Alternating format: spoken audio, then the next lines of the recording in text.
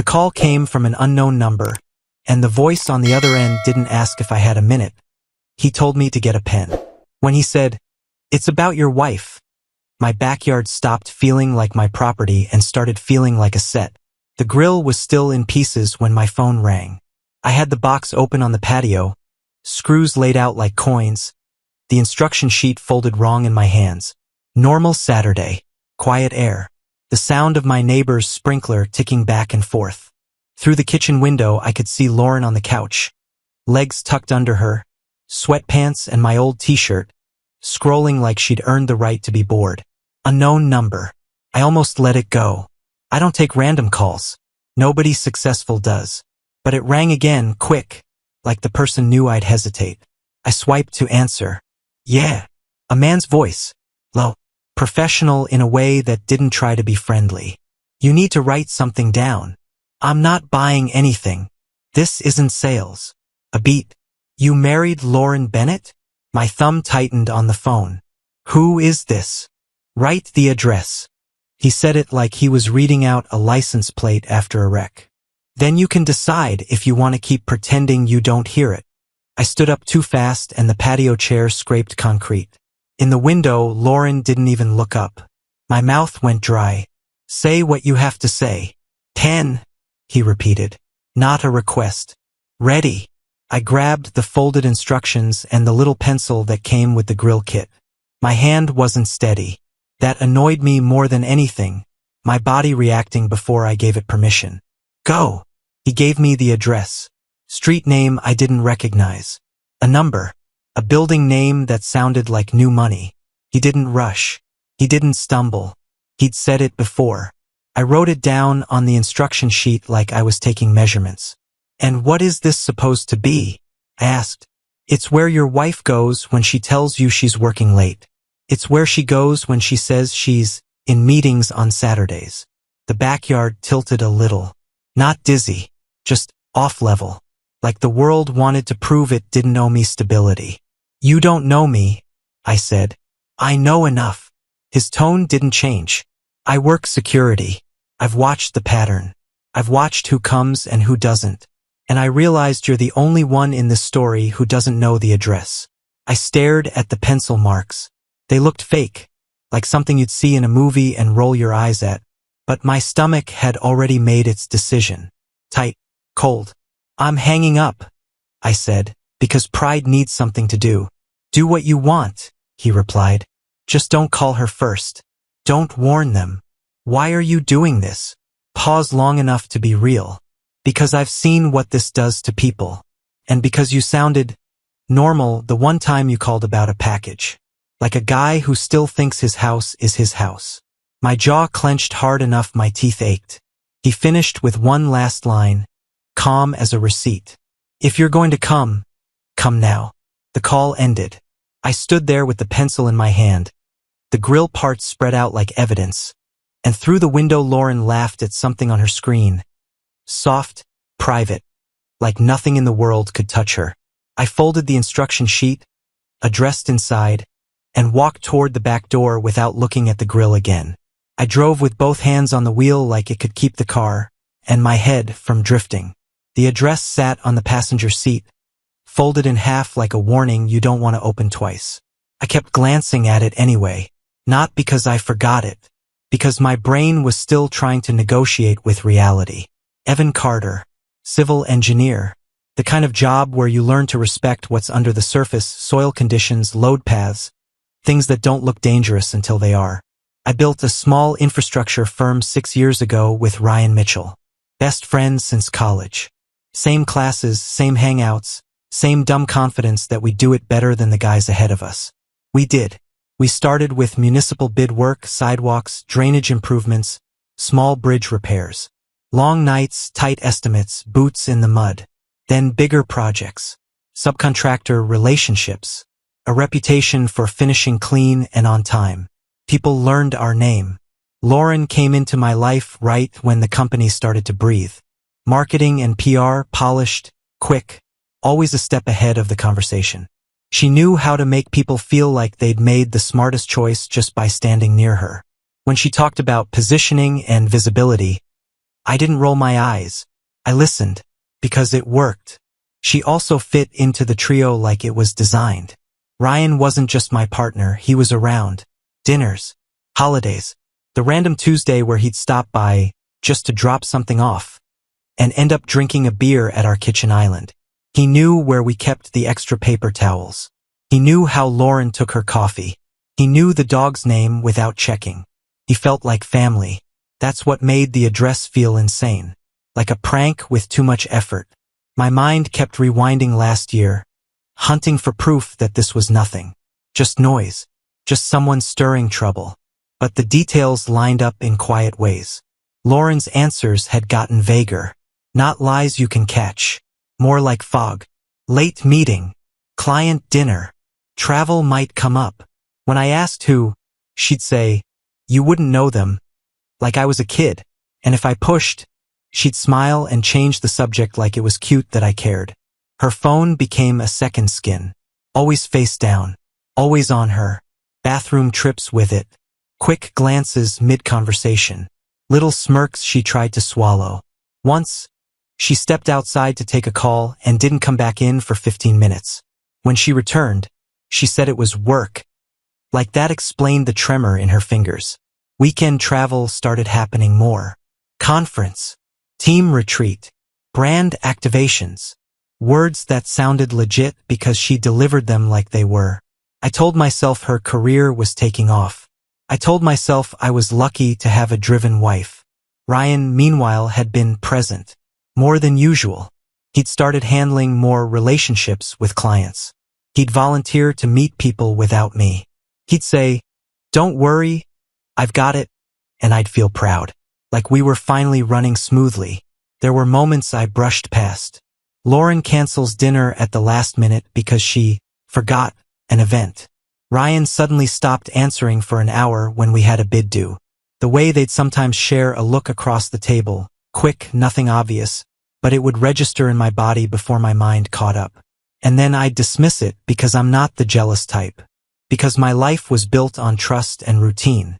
Because my wife wore my t-shirt on the couch and kissed me in the morning and said, "Love you," like muscle memory.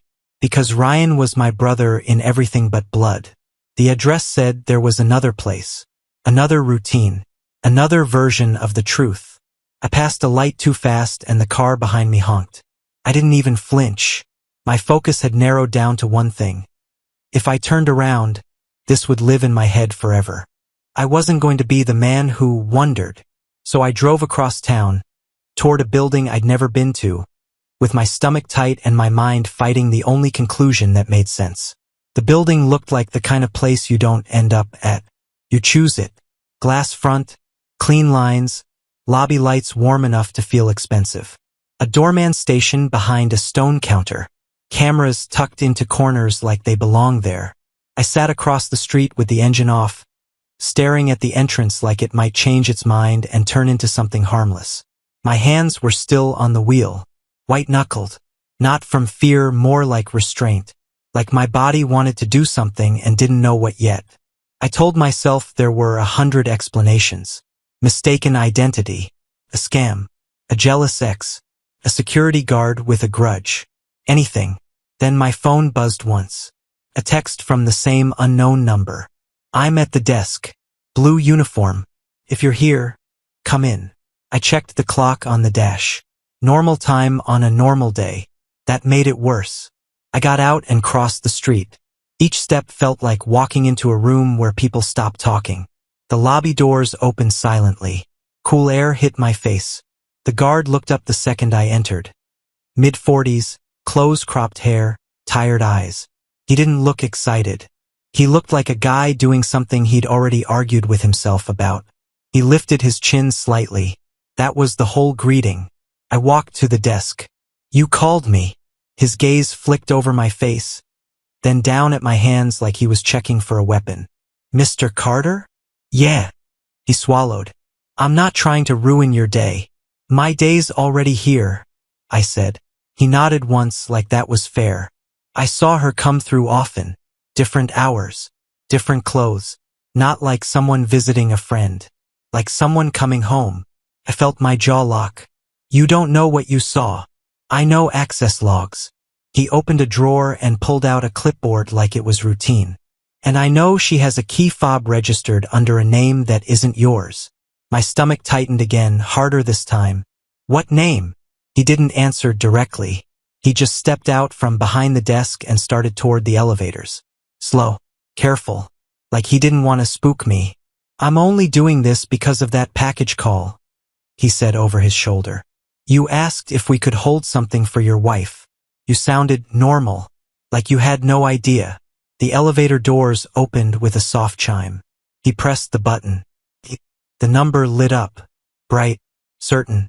I stood beside him in the elevator, staring at that glowing digit like it was a verdict. The guard didn't look at me. He kept his eyes forward and said quietly, "Whatever you're about to see, don't let it make you stupid." The doors closed, and the truth started to take weight. The elevator ride was too smooth. No shaking, no noise, just a quiet rise like the building was used to carrying secrets. When the doors opened at 8, the hallway smelled like fresh paint and money. Thick carpet, soft lighting, no scuffs on the baseboards, no kid bikes leaned against walls.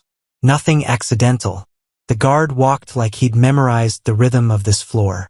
He stopped at a door with clean numbers. 8004. He pulled a small ring of keys from his pocket and kept his voice low. We log it as an inspection. Maintenance request. It happens. Nobody questions it. You're breaking policy, I said. I'm breaking my own stomach, he replied, and slid the key in. The lock turned with a sound that shouldn't have mattered and somehow did. He opened the door just enough for me to slip through, then backed away and held the hall like a lookout. I'll be right here, he said. Take what you need to know and go. I stepped inside. It wasn't some messy crash pad. No beer bottles. No random clothes on the floor. The place was staged like a life that expected to continue. Modern couch. Neutral colors. A throw blanket folded with intention. A vase with real flowers that hadn't started dying yet. The air smelled faintly like a candle Lauren kept at home. Citrus and would smoke. Except here it didn't feel cozy. Felt rehearsed. I moved slowly, not because I wanted drama, but because my brain was doing that thing where it tries to protect you by turning everything into a checklist. Living room. Clean. Kitchen. Spotless counters. Expensive coffee machine. The kind Lauren had shown me online and then laughed off. We don't need that, she'd said. Let's be responsible. A pair of wine glasses hung under a cabinet. 2. Not 1. I walked past the island and saw a framed print on the wall, one of those minimalist city maps. I recognized it because Lauren had pointed at the same style in a showroom and told me, maybe someday, when we're not dumping money into the business. The business. My business. The thing I built with Ryan. I felt heat in my chest and kept it there. Tight. Contained. Anger doesn't help if it makes you sloppy. Down the hall was a small office nook. A laptop stand. A neat stack of mail. I didn't touch it yet. Just leaned close enough to see names on envelopes. Lauren Bennett. Not my address. Not care of. Just her, like this was her home and the other one was optional. My hands went cold again. I flexed my fingers once, hard, like I could shake off the shaking. Bedroom door half open. I didn't go in yet. I stood in the hallway and listened. Nothing. No voices. No movement. Just the quiet hum of HVAC and the thud of my heartbeat in my ears. The proof wasn't dramatic. It wasn't shouting or a fight or a confession. It was a second life that had been furnished carefully, paid for consistently, and lived in like it deserved the same permanence as my marriage. I exhaled through my nose, slow. Then I stepped toward the bedroom, because I didn't come here to wonder. The bedroom didn't hit me with chaos. It hit me, made bed. Gray duvet pulled tight.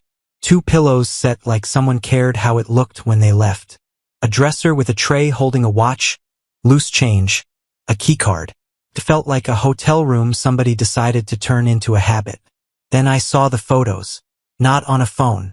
Not hidden. Framed. Placed. One on the dresser. Lauren smiling in sunlight. Hair up. Cheeks flushed like she'd been laughing.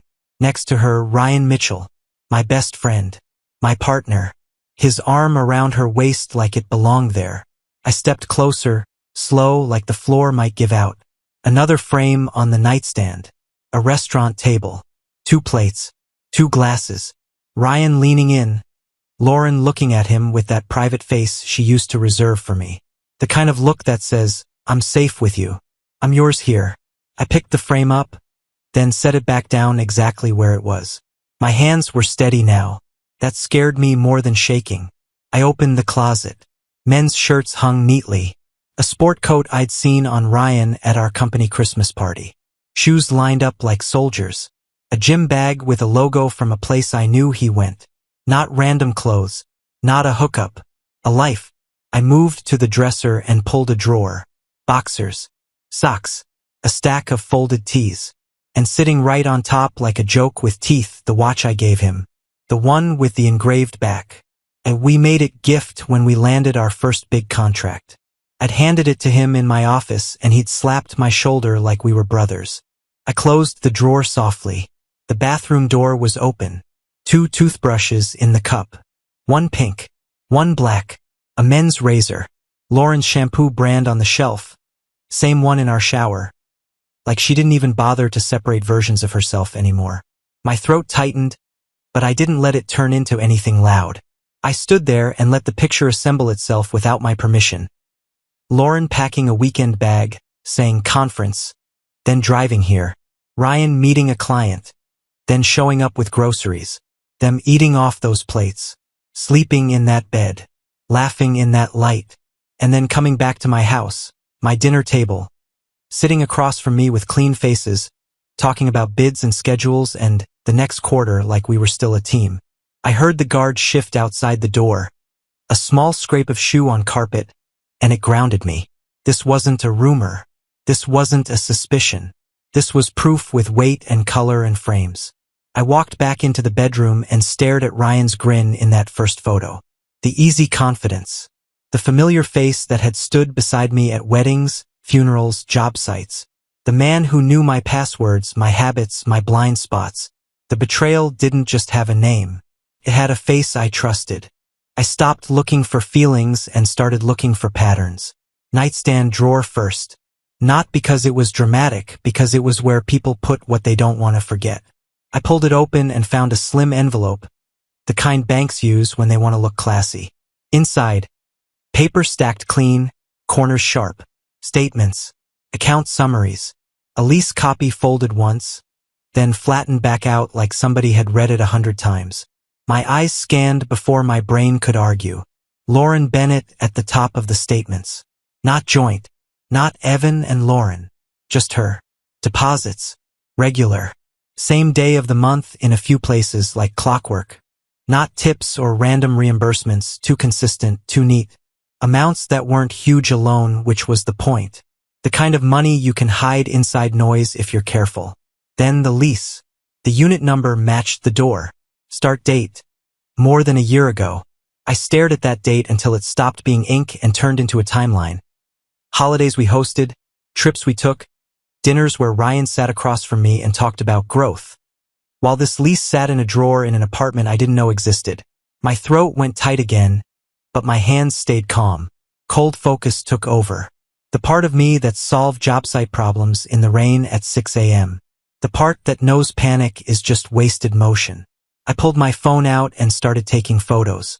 Front pages, account numbers, deposit lines, the lease signatures. I angled the camera so the light caught everything clean. No glare, no blur. Evidence, not emotion. I opened the next envelope. More paper. Another statement, different account. Transfers in smaller pieces. The kind you'd label miscellaneous expenses on a spreadsheet and nobody would look twice if they trusted you. I whispered, not a prayer, just a fact.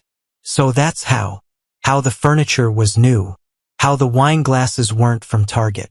How Lauren could tell me we needed to stay responsible, while somebody was building a second life with money that didn't come from overtime. I slid everything back the way I found it. Exactly. Frames untouched. Drawers closed softly. No chaos left behind. I wasn't here to break things. I was here to know. When I walked back into the hallway, the guard's eyes flicked to my face. You see enough? He asked. I looked at him once, steady. More than enough. And as we headed for the elevator, the hurt didn't disappear. It just sharpened into something usable. The drive home felt like I was riding inside a glass box. Same streets, same lights, same Saturday traffic. Like the world was committed to staying normal even if I wasn't. I parked in the driveway, sat for 1 extra second with my phone in my hand, and made a decision. No yelling, no theatrics, no begging. Just facts. Inside, Lauren was still on the couch exactly where I'd left her. Feet tucked up, hair messy. My t-shirt was hanging off one shoulder like she owned it. She looked up and smiled. Hey, grill done. I set my keys on the counter. Slow, controlled. We need to talk. Her smile faltered. What's wrong? I didn't answer that. I walked closer, stopped at a distance that made it clear I wasn't there for comfort, and pulled my phone out. Do you recognize this address? I asked. She blinked. What? Why? I turned the screen toward her. A photo of the lease. Her name, Unit 8004. Her face changed in a way you can't fake, like a mask slipping. Confusion first, like she could still win by acting lost. Then a flash of calculation. Then panic, sharp and immediate. Evan, I don't. I cut in. My voice stayed even. Answer the question. Her throat bobbed. Where did you get that? I swiped to the next photo. Ryan and her in the frame, sunlight on their faces, his arm around her. Lauren's hand went to her mouth. Eyes glassy but not innocent. Cornered. That's not what you think, she said, and the line sounded practiced, like she'd seen it work on other men. I held her gaze. It's exactly what I think. Start talking. She sat up, pulling the blanket tighter around herself like it could defend her. It was a mistake. A year-long mistake? I asked. A leased apartment. Furniture. Mail. His clothes in your drawers. Try again. Tears came fast after that. Real tears, but tears aren't truth. She reached toward me and I stepped back without drama, just enough to make the boundary visible. Please, she said. I love you. I nodded once, not agreeing, just acknowledging the words existed. You love the version of me you can lie to. She flinched like I'd slapped her. Evan, stop. Who else knows? I asked. Your friends? Hi. She shook her head too quickly. No, it was private. Private, I repeated, tasting it. You mean hidden? Lauren wiped her face with the back of her hand, and her voice dropped. It started when you got busy. You were always working. Ryan was there and, don't blame my work for your choices, I said. You had a mouth. You could have said you were unhappy. You didn't. You built another life. Her eyes darted away. That told me more than her words. And the money, I added. The accounts. The deposits. Where did it come from? She froze. Not confusion this time. Fear. I leaned in just slightly, letting the silence do its job. Lauren, answer. Her shoulders sagged like the weight finally landed. Ryan had access, she whispered. It wasn't supposed to be like that. I stared at her. Access to what? She swallowed hard. The company. And just like that, the story stopped being heartbreak. It became theft wearing familiar faces. For a second, the room was too quiet. Like the house itself was listening. I kept my voice level. Say it clearly. Lauren's eyes were red, her hands twisting the blanket. Ryan had access to the accounts, she said. He said it was temporary, just small transfers, to cover things. Things? I repeated. The condo, the furniture, the weekends, the life you were responsible about not having. She shook her head fast. I didn't think. No, I said. You didn't want to know. That landed. Her face tightened like she'd bitten down on something sharp. I walked to the kitchen island and set my phone down, screen dark. Evidence put away. Not because I was done, because I didn't need it to hold the line. Here's what's going to happen, I said. Lauren looked up, eyes wide, still hoping for negotiation. Evan, you're out by morning, I continued. like she hadn't spoken. Pack what you need tonight. You can stay with whoever you've been building this with. Her mouth opened. No sound at first. Then, you can't just, this is my home too. It was, I said. You chose another one. She stood up, panic rising. Please don't do this. We can fix it. Ryan and I'll end it. I didn't move. It's already over. I'm just making it official. Her voice went thin. You're overreacting. That one almost made me laugh. Almost. I stepped closer, not aggressive, just present. Overreacting is punching a wall. Overreacting is screaming in the street. This is me protecting what's left. She looked away again, and I caught the smallest flicker of something else under the tears. Not love. Not regret. Calculation, like she was measuring what she could still salvage. I pointed toward the hallway. Get a bag. Evan. I'm calling a lawyer tonight, I said. And on Monday, I'm calling a forensic accountant. The partnership is over. At that, she went still. You can't. Ryan will. Ryan will what? I asked. Lie? Like he's been doing? Steal? Like he's been doing? Her lips trembled. He said it was just. Don't. I cut in again. Don't give me his excuses. I'm not his wife. She flinched. I let that silence spread, heavy and final. The kind that tells a person there's no soft landing coming. Lauren's shoulders sagged. Where am I supposed to go? I looked at her and it wasn't hate. It was clear. Somewhere that isn't here. She stared at me like she was waiting for my face to crack. For me to fold.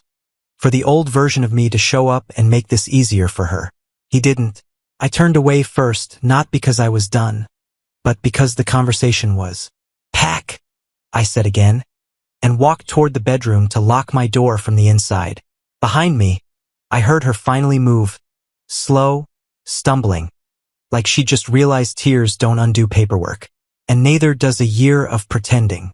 The next few months didn't feel like a movie. They felt like receipts, lawyers, emails, spreadsheets, a forensic accountant who spoke in calm sentences while he peeled my life apart line by line. Every time he found another transfer, another miscellaneous payment, another vendor name that didn't belong, the pain didn't grow louder, it got cleaner. Lauren moved out that Sunday morning with 2 suitcases and a face that couldn't decide what emotion might save her. I didn't help. I didn't block the door. I watched her leave like you watch a storm move off. Still dangerous, just not over your roof anymore. Ryan didn't call at first. He texted like a coward. We need to talk. This isn't what it looks like. Don't blow up everything over a mistake. A mistake doesn't sign a lease. A mistake doesn't run a system for a year. A mistake doesn't sit at your dinner table and ask you about your weekend. When the audit finished, the story came into focus. Diverted funds, doctored expenses, a few contracts steered away in ways that looked like bad luck until you saw the pattern. The firm took a hit, but it didn't die. I fought for it the way I'd fought for everything else I'd built. Quietly, relentlessly, with facts. The divorce moved fast once the money entered the room. Love can stretch a lie. Paperwork doesn't. By the time the business split settled, I was living in a smaller apartment across town. Less space. Less noise. No echoes of a life that had been staged. 9 months later, Ryan messaged again. Longer this time, desperate. He wanted closure. Wanted to explain. Wanted me to hear his side like I owed him a witness stand. I deleted it without opening the thread. A week after that, I saw Lauren by accident. Across the street outside a coffee shop. She looked thinner. Tired. Not tragic. Just worn down. Like consequences had finally reached her and didn't care about her tears. Our eyes met for a second. She started to step forward, like she could still rewrite something. I turned and kept walking. That was the closure. Back at my apartment, I sat at the table with my laptop open, a project schedule on screen. Real work. Clean work. I scrolled through my phone and found the evidence folder, photos of leases, statements, framed smiles that used to mean something. I didn't need them anymore. I deleted the whole thing. Not to forgive. Not to forget. But because I didn't need proof to believe myself now. Later that week, I met Emily Parker from a firm bidding on a hospital project. Sharp, direct, no games. We talked about timelines, permitting, soil reports. Normal things. Respectful things. At the end of the meeting, she held my gaze and said, "You run a tight operation. I like that. No flirtation. No manipulation. Just recognition." I walked out into the cold air and felt something I hadn't felt in a long time. My life belonged to me again. The best revenge wasn't drama. It was building a future that didn't need them in it. Subscribe and stay one step ahead of cheaters. And trust me, the next story makes this one look like a fairy tale.